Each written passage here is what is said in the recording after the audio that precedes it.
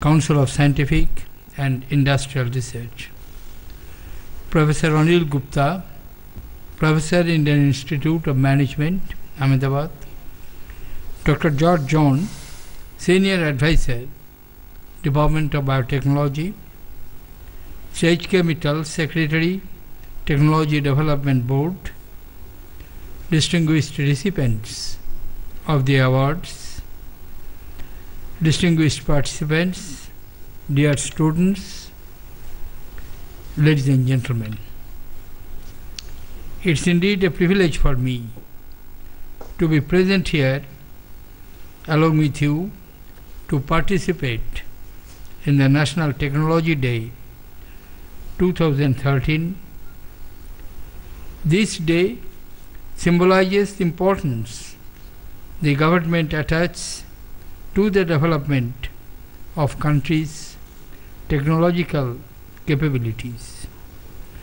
Journey of India's emergence as a major technological power has been challenging.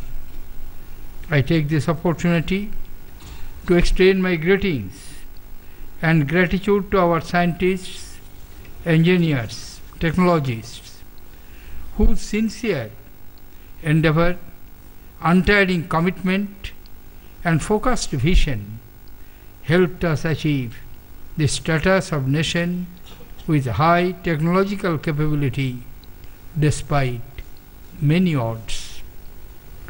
Globalization has rewritten the rules of business. Only the most competitive and resilient companies can expect to survive in the fiercely global markets. We must make sure we have the capacity to compete, to innovate, and to deliver on time. If our systems are strong and robust, the world will respect us and be willing to work with us. In this context, the theme of the National Technology Day this year, Innovation Making a Difference, is timely and appropriate. Innovation is increasingly recognized as the currency of the future. It leads to a competitive age of business and provides solutions for effective governance. It is therefore not surprising that governments around the world are making a concerted effort to encourage innovation. Decade of 2010-20 has been declared in India as the decade of innovation. We have formulated the science, technology and innovation policy this year aimed at innovation-led development. Policy calls for an ecosystem for innovation activity to thrive in our country. It portrays a need to encourage and recognize innovators, including grassroots innovators, who by their sheer brilliance have added value to the process to the benefit of the common man. This policy also addresses the need to right-size our research and development system. India's innovation bottom line is not very encouraging, as the number of patent applications filed annually in leading countries like US, China is roughly 12 times more than that of India. India spends only 0.9% of GDP on research and development, which is much below that of China, UK, and even Israel. We should step up our expenditure on research to pursue innovation in a big way. The private sector, which contributes 1/4 of our country's expenditure on research and development, should also increase their share of spending to levels prevalent in the countries such as Japan, US, and South Korea. Future prosperity of India in the new knowledge economy will increasingly depend on its ability to generate the new ideas, process and solutions. The process of innovation shall convert knowledge into social good and economic wealth. In a globally competitive world, India has to unleash its innovation potential to increase capacity, productivity, efficiency and inclusive growth. The capacity of innovation of India and its people has to become a part and parcel of India's growth and development process. And for it to happen, the spirit of innovation has to permeate all sectors of the economy, from universities, business and government to people at all levels. India today has a number of strengths with a strong research and development base and academic talent. It has the potential to become a leading innovation player in certain key economic sectors such as biotechnology, pharmaceuticals, automotive components, information technology, software and IT-enabled services. However, India has around 300 million of its citizens living below the poverty line. Huge disparities exist in terms of access of development initiatives. And this paradox makes India a place of numerous opportunities as well as place of numerous problems. I believe that India can meet the challenges of sustainable inclusive growth by using innovation and technology as key drivers and enablers of growth.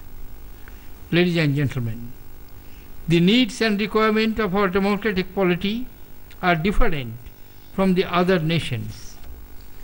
Our priorities for innovation should be conditioned by our socio-economic realities. Indian innovation strategy therefore has to be different. It should focus on generating ideas that promote inclusive growth and benefit people at the bottom of the socio-economic pyramid. To conceive a sustainable growth strategy, we must focus on inclusive innovation.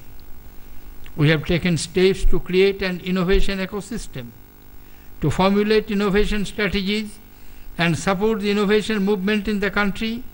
We have an institutional framework comprising the National Innovation Council, State Innovation Councils and Sectoral Innovation Council. A rupees 5,000 crore inclusive innovation fund with the public and private sector participation has been envisaged. It will encourage efforts to design solutions that create livelihood opportunities and skill development for the poor. 20 innovation clusters are being set up in the country to take the inclusive innovation agenda forward.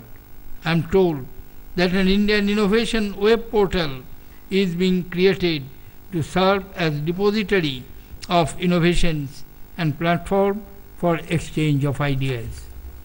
A strong ecosystem for supporting innovation activity will require enthusiastic support and committed participation of all stakeholders.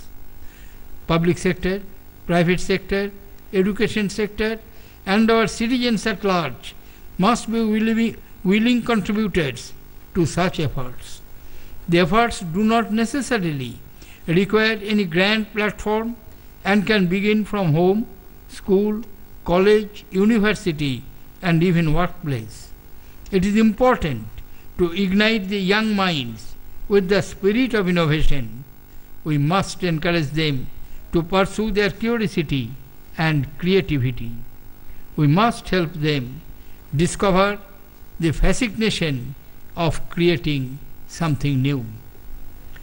In the conference of the Vice Chancellors of Central Universities held this year, a recommendation was made to set up innovators clubs in the central universities to facilitate interaction between the teaching and the student communities, and at the same time grassroots innovators living around the campus.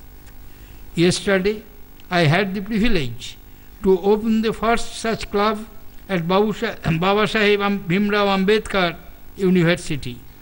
I was happy to see the innovations that have been made by the young people. I am confident that this initiative taken by the Baba Saheb Bhimrao Ambedkar University at Lucknow will soon reach all 40 central universities. On National Technology Day, I urge all the citizens to take a pledge to make innovation a way of life. I would like to conclude by saying that innovation in thought, innovation in effort, and an all-pervasive innovative spirit can maintain our position and status in the fast-changing world, where technological obsolescence is the order of the day. I am confident that our countrymen will rise to the occasion to take up this challenge and make India a nation with high technological capabilities. Thank you, ladies and gentlemen. Jai Hind.